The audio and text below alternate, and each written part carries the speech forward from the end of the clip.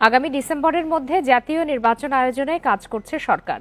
বিএনপির প্রতিনিধি দলকে একথা জানিয়েছেন প্রধান উপদেষ্টা। অধ্যাপক ইউনূসের সঙ্গে বৈঠকে দেশের চলমান পরিস্থিতি নিয়ে উদ্বেগ জানিয়েছে বিএনপি। এ বিষয়ে আলোচনা করতে এই মুহূর্তে টাঙ্গাইল থেকে আমাদের সঙ্গে যোগ দিয়েছেন বিএনপির vice chairman advocate Ahmed Azam Khan. Advocate Ahmed Azam Khan, আপনাকে আমাদের ইন্ডিপেন্ডেন্ট টেলিভিশনে স্বাগত জানাচ্ছি। আপনার কাছে শুরুতেই একটু আজকের বৈঠক নিয়ে জানতে চাই, কোন প্রেক্ষাপটে আসলে এই বৈঠকটি করা হলো এবং বিএনপি কি সরকারে আস্থা রাখতে পারছে না? আপনাকে ধন্যবাদ। দেখুন, বিএনপি রাষ্ট্রের সবচেয়ে দায়িত্বশীল একটি রাজনৈতিক দল হিসেবে মনে করে যে সরকারের সাথে এই মুহূর্তে নির্বাচন নিয়ে এই বর্তমান যে সামগ্রিক পরিস্থিতি এ নিয়ে কথা বলা দরকার। এজন্যই গতকালকে বিএনপি নির্বাচন কমিশনের সাথে বৈঠক করেছে এবং আজকে সরকারের প্রধানের সাথে বৈঠকে মিলিত হয়েছে। বিএনপি মনে করে যে এই মুহূর্তে সরকারের সাথে বিএনপি এক হয়ে কাজ করবে এবং জনগণের যে ক্ষমতায়ন, সেই ক্ষমতায়নের জন্য আগামী ডিসেম্বর সরকার যে নির্বাচনের কথা বলেছে, সেই নির্বাচন যাতে করে ডিসেম্বরের ভেতরেই হয় অথবা ডিসেম্বরের আগেই হয়, সেই জন্য সরকারের প্রস্তুতির দিকটাও বিএনপি জানতে চেয়েছে। আমরা মনে করি যে এই মুহূর্তে দেশের সামগ্রিক সংকট কাটাতে অবশ্যই একটি নির্বাচিত সংসদ দরকার এবং নির্বাচিত সরকার দরকার।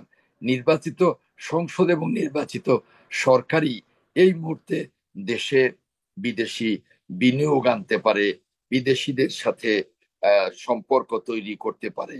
এই মুহূর্তে যে বাজার সংকট, সেই সংকট নিরসন করতে পারে। এই মুহূর্তে দেশের ভেতরে যে অস্থিতিশীলতা, সেটা স্থিতিশীল পর্যায়ে আনতে পারে।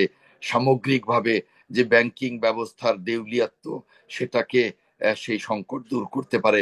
অর্থাৎ সামগ্রিক ভাবে দেশকে স্থিতিশীল। মাত্র 6 মাস আগেও তো নির্বাচিত সরকারের অধীনেই ছিল বাংলাদেশ, তখনও কি এই ধরনের পরিস্থিতি ছিল না?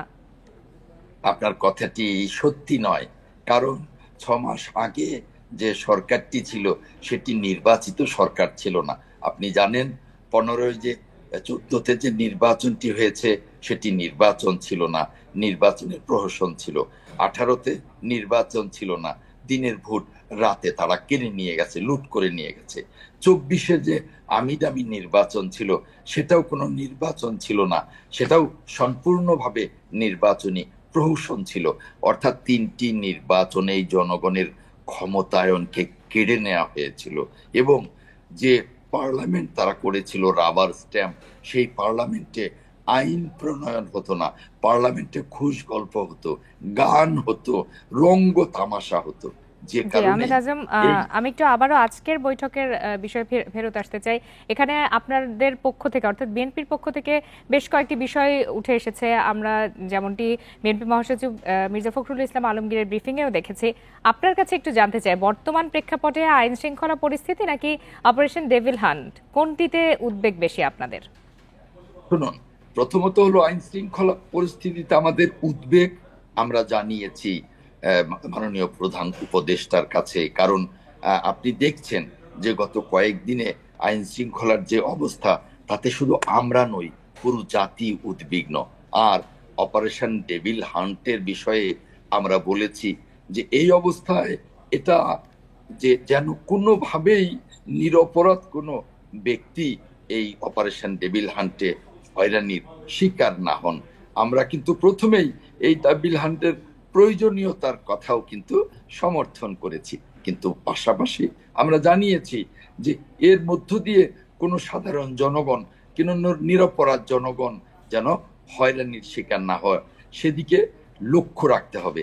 বিএনপি রাজনৈতিক দল হিসেবে যে দায়িত্বশীল, সেই দায়িত্বশীলতার পরিচয় বিএনপি বরাবর দিয়ে আসছে, এবারও দিচ্ছে এবং এ কথাটাই প্রধান উপদেষ্টাকে বলেছি।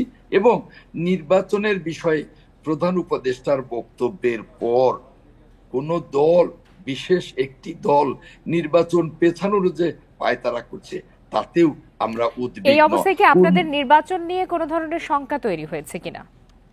হ্যাঁ, নিশ্চয়ই হতে পারে, কারণ একটি বিশেষ দল নির্বাচন পেছানোর একটা পায়তারা শুরু করেছে, যে কবে তারা নির্বাচনে ভালো ফল করবে তখন নির্বাচন হবে। এটা তো হয় না, জাতির সাথে তো আমরা তামাশা করতে পারি না। আবার দেখছি যে সরকারের প্রত্যক্ষ মদদে কিছু সমন্বয়ক একটি রাজনৈতিক দল করবে, সেই রাজনৈতিক দল কবে দাঁড়াবে তখন নির্বাচন। এই যে জাতিকে নিয়ে আমরা খেলা করছি, এটা কিন্তু দায়িত্বশীল রাজনৈতিক দল হিসেবে বিএনপি এই বিষয়টাকে ভালো নজরে দেখছে না বলেই আমাদের শঙ্কা। আর সেজন্যই আমরা প্রধান উপদেষ্টার সাথে কথা বলেছি, আমাদের উদ্বেগের কথা জানিয়েছি, আমাদের পরিষ্কার বক্তব্য জানিয়েছি, এবং গতকালকেও ইলেকশন কমিশনে আমাদের উদ্বেগ এবং আমাদের বক্তব্য পরিষ্কার জানিয়েছি যে জনগণের আকাঙ্ক্ষা এই মুহূর্তে পূরণ করা আমাদের দাবি, আমাদের মূল উদ্দেশ্য। আর সেই জনগণের আকাঙ্ক্ষা পূরণটা কি? সেটা হলো প্রয়োজনীয় বা অত্যাবশ্যকীয় সংস্কার শেষ করেই নির্বাচন। কারণ জি, এই অ্যাডভোকেট মুহূর্তে আহমেদ আজম খান, আপনার বক্তব্য আমাদের কাছে পরিষ্কার। অসংখ্য ধন্যবাদ আমাদেরকে সময় দেওয়ার জন্য।